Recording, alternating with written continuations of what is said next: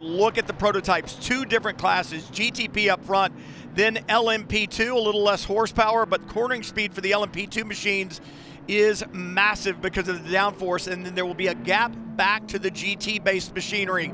On pole, the Acura, the red, white, and black 93, and Nick Yellowly.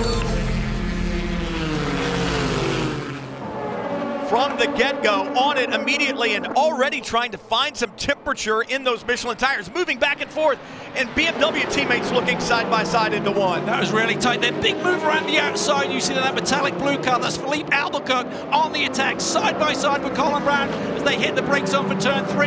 Now one of the Penske machines gets to the inside, and Goldberg, the championship leader in LMP2, is off the road. And this is the second problem for Daniel Goldberg in the last 5 minutes. When they went out on the first pace lap, he spun coming out of turn 6 and now has had another problem, but he has contacted the wall. Rear wing seems to be missing off of the 22. Goldberg comes around the outside there. Just not enough room there. There's also track limits that all of the drivers are aware of on the exit of turn 1, so it was a bold move by our championship leader. Here we go. Up front, Nick Yellowly aboard the 93, the Acura, pulls the trigger, trying to get temperature. You saw him coming up into the restart zone, moving back and forth, trying to get some temperature. He gets a good run through 14 up the front straightaway, but the BMWs have been wicked quick this weekend. They certainly have. We saw Dries Van Toor getting pretty feisty with his teammate Sheldon van der Linde, separated by the red and blue banners. The red banner on the BMWs, the 25 of van der Linde, the blue banner on the windshield is Dries Van Toor. If you're trying to identify the two BMWs, they're sitting in second and third. Number 7, Porsche from the Penske stables, trying to look to the inside of the 31. Nothing doing there. The thing that is odd is looking that far back to find Felipe Nasr and Matty Campbell aboard the 7 and the 6, still looking for pace here at Road America. Oh, and a problem for the GTD entry. That's the Rolex 24 winner. No, that's the 70. Sorry, they look so much alike. And this was one of my kind of dark horse favorites for a win here. Look at turn 7. Just gets it wrong. Yeah. It's a really tricky corner there, Brian, and just gets wide of apex. More come in, Albuquerque. Both Taylor racing cars elect to stay out there. But it's like they changed their mind. Well, it was going to be really tight, Brian. I mean, we talked about energy save here. That was on everyone's mind coming in, because the way you cut it, if you go flat out in one of these GTP machines, you're only going to get about 48-minute stint.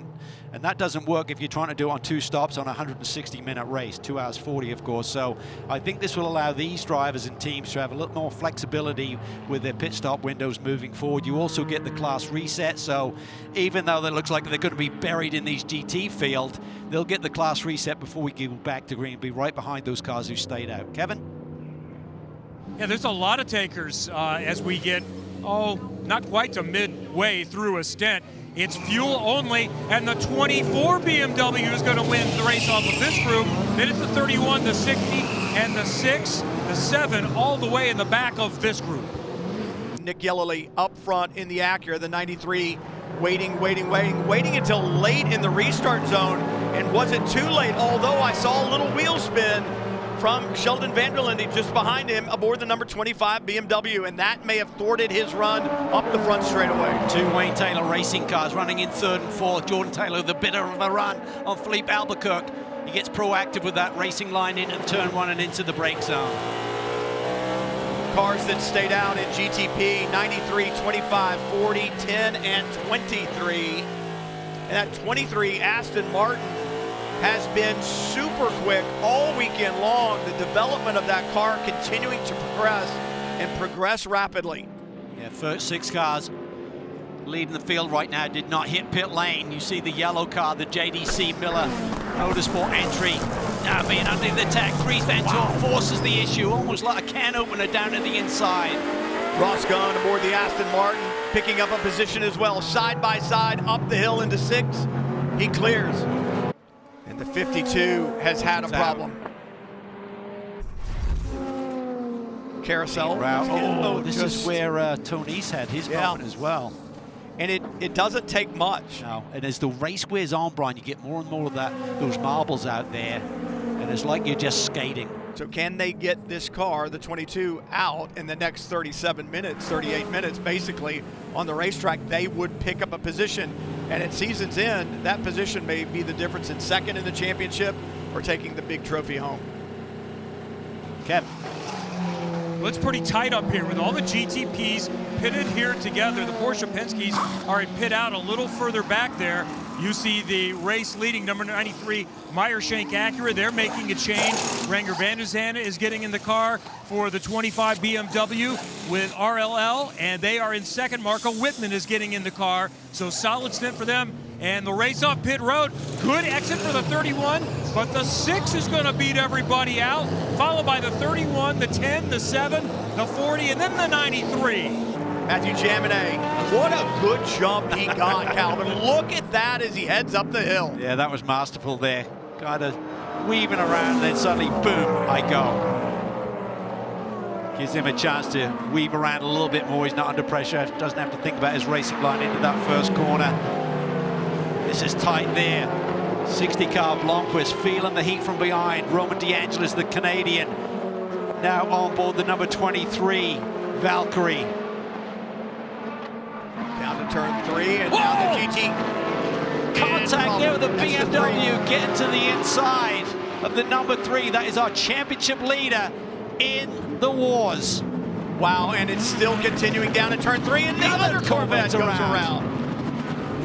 Oh, and big contact as they go to avoid him. You've got to be so careful here. I mean, I'm sure Nicky's anxious to get going here, but if you try and nose it forward, that pile of GT cars coming through the field. There was contact and a lot of debris scattered. Somebody got together, but right now the 3 is going to be stuck in the gravel, and this is a real risk of losing a lap. Does he try and go at the outside? No, he's I going to think look. he does, yeah. I think he tries to go to the outside here of Harper, who's aboard the Paul Miller Racing. And they get through. It's very similar to what happened to Goldberg and Kurtz at the beginning of this race in LMP2. That was a very aggressive move there by Alex Sims. He's going to say outside, and it's cut and paste. Yeah. There is contact. Oh, he did get contact, didn't get the rear wings above the tire bundle, but you have to worry about that right rear corner. Here's the other Corvette, Nicky Katzberg right in the mix here. When he tucks inside, the Lamborghini goes wide. I think Nicky kind of cut back across the line a little bit. But Heinrich got into the back of him and turned him. So, all for a great cause, and looks like we're back to green flag. He had that Terminator look, guys. We're back to green. Back to green, and already you see aggressive by the 40, trying to find a way forward around the 7. Look at this down into turn 3. He's in that Terminator mode as well right now. He wants a piece of Nick Tandy. Tandy has got to be devastated after that moment that he had at Watkins Glen with the big crash. They need a bounce back. They lost the championship lead for the very first time, and he is feeling the pressure right now. Gets defensive and proactive with his line into that brake zone. Then he moves back to the middle of the road. 14 on pit road. On board when he's talking about going right and everybody going left. Oh, wow, this is a stack up here. I think the green is out for the prototype cars, and Philip Ellis, once it's green, it's not like the initial start, you're allowed to go. Repeater up in the paddock, so place your spotters around the racetrack. Heinrich around the outside, and he gets roughed up again by the 65. This is cut and paste from earlier in this race. And who's right there? The 4 as well, and so for Lauren Heinrich, he's got to go, man, American Muscle is beating me up. Corvette has a draft, has a run. What can he do with it? Heinrich to block to the inside. If you want it, you got to go around the high side. Over and under, is it going to work? Not this time. And here comes the 93 car, Renger van der Zandt in the Acura. He's going to get side by side with the Cadillac, but he thinks better of it. That was pretty aggressive there by Ricky Taylor. Yeah. He knew that he had him clear, or a spotter was giving him that information. Taylor on the attack. Whoa! He's in the dirt. He's around. Big squeeze there by Tandy. Stews will look at that one. Pretty aggressive there. Was Taylor alongside? Yes, Left the feel he was by the fact that he turned it around there, got wheels in the grass. It should just be gather the field up, prototypes first. Here's what happens. This is like hyper aggressive to me by Nick Tandy, except for the fact he started it early. He started it. Yeah, he was kind of moving that way already, and Ricky just stayed with it, tried to accelerate alongside him, and the gap was narrowing rapidly like a funnel. Typically, the rule. Yeah, it's going to be a tough one for them to call. There was contact, obviously, initiated by Tandy's change of direction, but Nick was moving early. He immediately came out of turn 5 and went on the defense. Issue, and I don't know if, obviously I would think that the officials have that information, otherwise they would not leave them out there. That's something that is closely measured. Pits open for prototypes. And it's some with just right side tires, left side tires rather, and the 7 gets out in front of the 6. I know the 6 only took left sides. I think that's the same for the 7, but a flip-flop up top. Top 2 in the championship, separated by only 12 entering the day, and it might flip back if it stays this way. However, can the 24 and 25 make it? Oh, wow, that was close. That was close, and I tell you what, if you hit one of those RFID readers, those boxes left and right as you come out of pit lane, we saw Richard Westbrook do this at the Glen last year. I think it's a 5-minute penalty. Look at the run that Randerzander gets on the number 7 car of Nick Tandy. And now he's going to go to the outside of the 6 car of Jaminet. Archie-bargy into the turn 1 brake zone. Vanderzander on the attack big time, and he's outside. He's outside the track limits there. And now we see Nick Tandy serving that. Not just a drive through, it's a stop plus 60. You're 39 seconds on pit lane plus 60. You put that together, it's basically a lap. I'm glad we're a long way away from the penalty box, because I've got a feeling the temperature inside the cockpit right now for Nick Tandy is not cool by any stretch of the imagination. To Earl Bamber just in front as the 57 comes to pit road. Yeah, this has not been the day. I mean, the weekend was just looked incredible in terms of they did some simulation runs in practice. Ward was really quick. He laid down that lap yesterday to grab pole faster of both GT classes, and it's just gone a little bit pear-shaped on them. Oh, so there's the start. Ellis down the inside. I think he was being squeezed a little bit. Then they come up the hill. Okay, that was a little bit late, and they're basically saying, well, you deserve to go. I mean, he lost a position, so yeah, was he a bit aggressive in defending that line? But it didn't really cost Gamble anything. So again, it seems like someone in the steward's office said, you know what, enough's enough today. I'm going to start to put the hammer down a little bit and straighten these boys out. But the 77, there it is. I was getting ready to say, you've got to know that Paul Miller team was telling Neil Verhagen he's going to have to pit. Yeah. He's going to have to pit. Don't do anything crazy, and there it is. They were hoping for some big yellows here to finish off, so their day's going upside down here a little bit in terms of championship positions. Kevin. Yeah, I think it was pretty obvious they had no chance. They've been out for about an hour, 20+ minutes, so we always knew they were going to have to come in. What a flip in that championship it would have been. Still a chance to try to score some points, so now one of the BMWs in GTD Pro is going to be able to take over with Neil Verhagen and the Paul Miller Racing team. Oh, this is special. Look at this battle right here. It is intense. Costa was last in this class. He's now battled his way back up to 5th. Trying to make a move on the 48 car. Can you believe that the championship leaders have got their way back into podium position with Garcia behind the wheel now? That's battle for 3rd in GTD Pro, and the battle for the lead in GTD just behind those 5 cars. It is intense, and right now Alec Udell going, come on guys, get out of the way, because I've got Kenton Cook in this Triarzi Ferrari right behind me, really putting pressure on me, but Udell has nowhere to go. Problem for the 4. That's mechanical. Here the engine is shut down, and Nicky Katzberg. The King. There's a safe haven there, so I'm not sure if some marshals can safely get out there and pull that car backwards, or if he can find reverse. If the 3 car was a bit deeper in the pack, maybe they'd have left him there, Brian. But the fact that Garcia is in podium position, yeah, you want to keep him going. So Katzberg gets that 4 behind the wall. He's in a safe place, so he'll have to be a spectator for the next 8.5 minutes or so, and meanwhile this continues. Udell there, you can see his little proactive middle of the road into the brake zone. Here comes Kenton Cook for the lead of the race. They rub, Kenton Cook is through.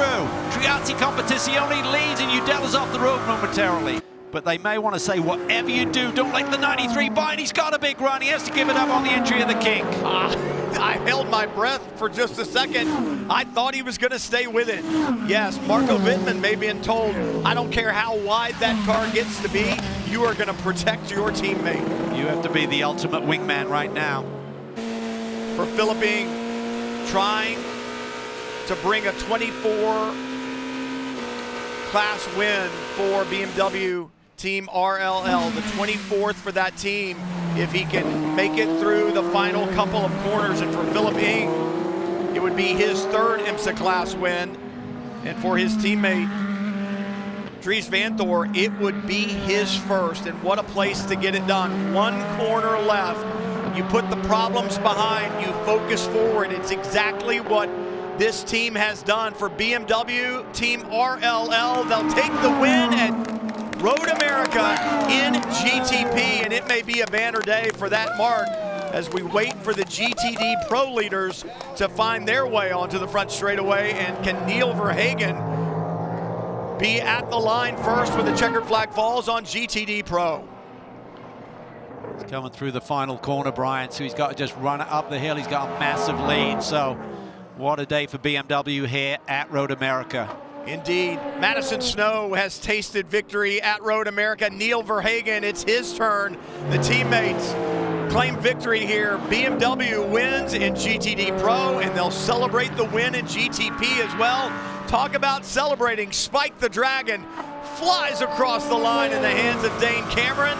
They'll celebrate the victory there. 2 in a row for AO Racing, and Kenton Cook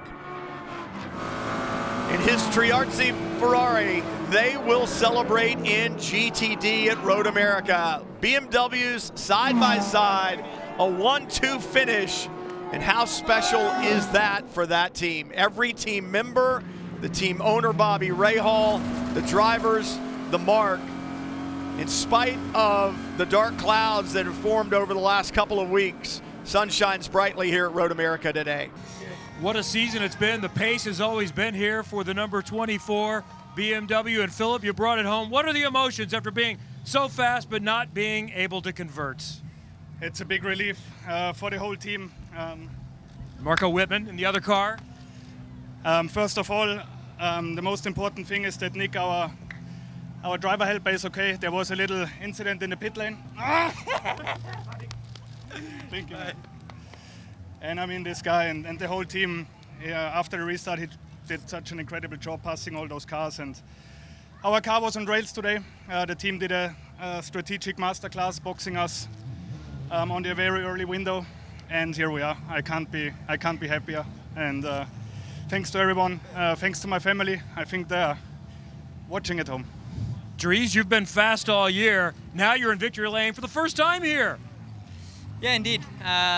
It's been such a difficult, weird season with a lot of highlights, but a lot of lows as well for us.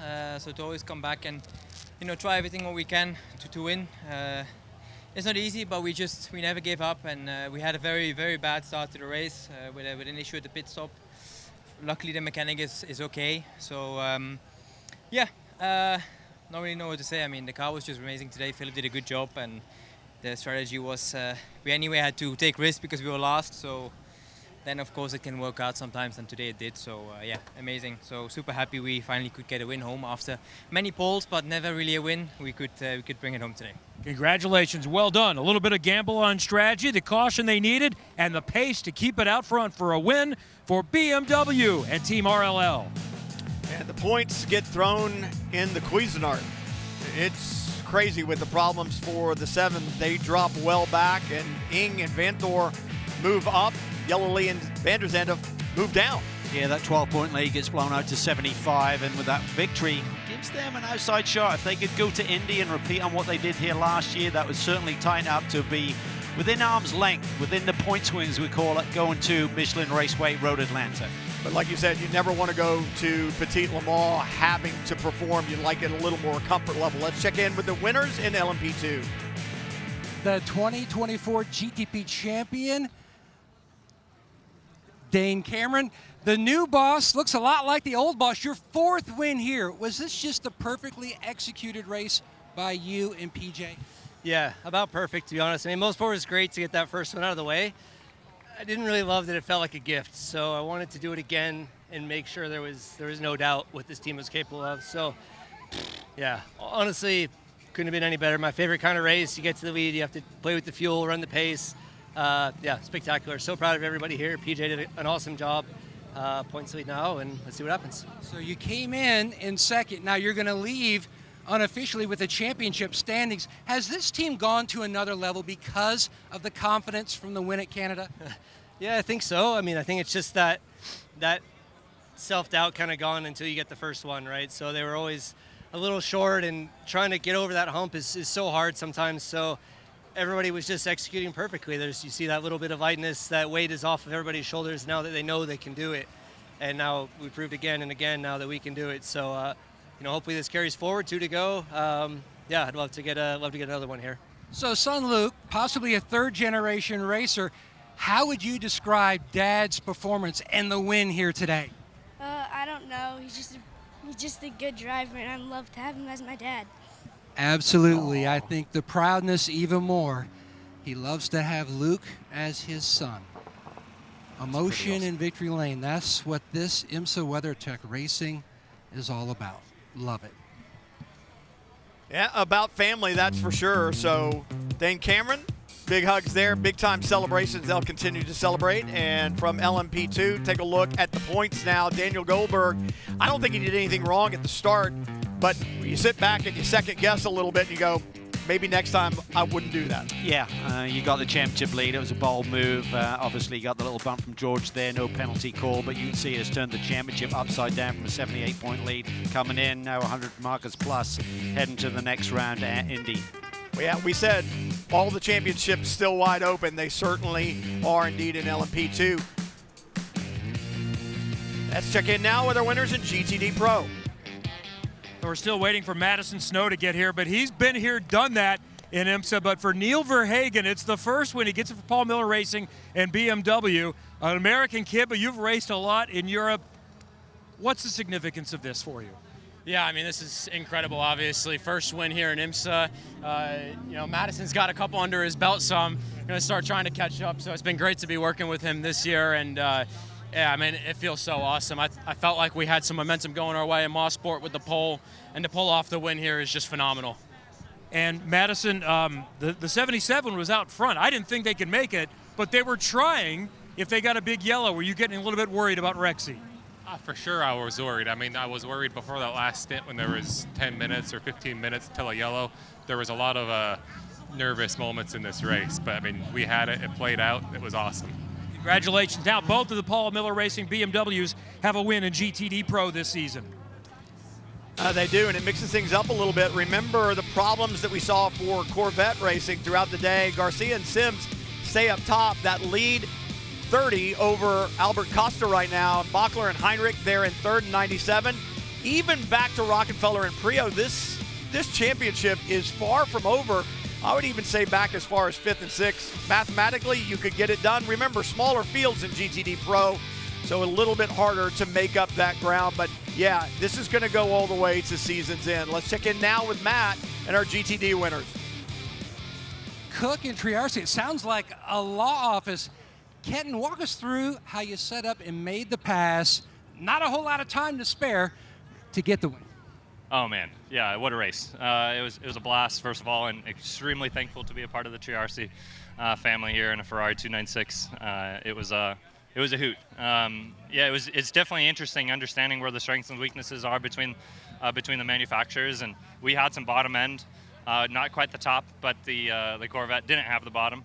I have the top, so when he got inside in the middle of the road there for 5, got him to block a little bit. He just didn't get the run off. I got there and I was going. So we had a fun time, and yeah, very proud of Enough here. This guy freaking put it up there in qualifying and gave me a great car to race with. So you know what it was like to score your first win. Close at the Glen, what does today mean to you with all the hard work that you have put into it up to this point? Oh, it means everything to us. I mean, the team couldn't deserve it more. We worked so hard to be here. We knew our time was coming. We just didn't know when, and we just kept fighting for it, and it's the best feeling in the world. Best feeling in the world indeed, and to do it at such a special racetrack in North America. Road America. And they got 3 more opportunities to do it again. So we go to VIR, then Indianapolis, then Michelin Raceway, Road Atlanta for Petit Le Mans. Only the 2nd time in this car for Kitten Cook. What a great job he did. Here's a look at the points. Even with the problems that the Windward squad had, they still maintained the championship lead. 112 now over Hawksworth and Thompson. And that's the thing. The GTD class is so well subscribed that if your nearest competitors have a bad day too, maybe it won't hurt so much. Casper Stevenson right there on the heels of Hawksworth and Thompson. So all 4 championships still very much alive as we look towards the final few races of the 2025 season.